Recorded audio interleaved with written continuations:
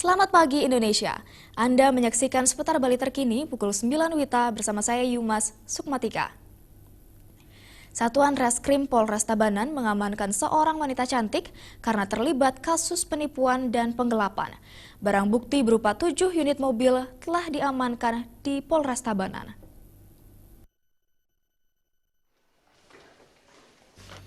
Satuan Reskrim Polres Tabanan meringkus wanita cantik Nuryani usia 31 tahun yang beralamat di Kesiman dan Pasar Timur karena terlibat kasus penggelapan mobil.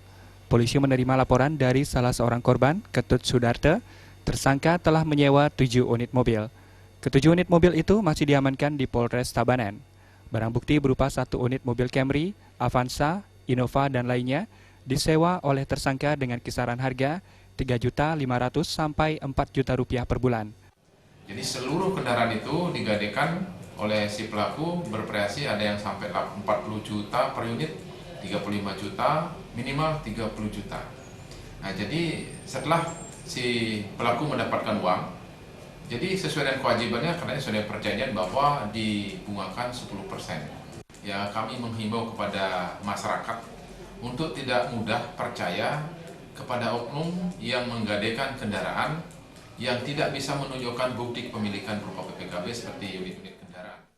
Tersangka mengaku mobil sewaan itu digadaikan berkisar 40 juta sampai 60 juta rupiah per unit. Uang yang diperoleh digunakan untuk keperluan hidup dan menutupi utangnya. Digadai? Berbeda-beda. Kisaran berapa aja?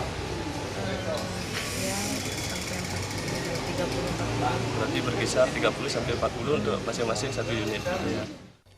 Kasat Reskrim Polres Tabanan AKP Nyoman Sukenade menambahkan, tersangka melakukan aksinya lantaran gaya hidup yang mewah. Sukenade mengimbau masyarakat lebih berhati-hati terkait hal ini. Pihak kepolisian masih mendalami kasus akan keterlibatan pelaku lainnya. Akibat perbuatannya, Nuryani masih diamankan di Polres Tabanan.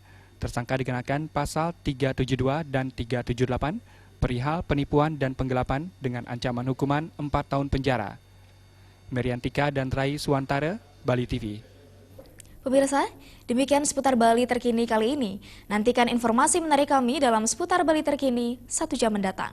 Salam Indonesia.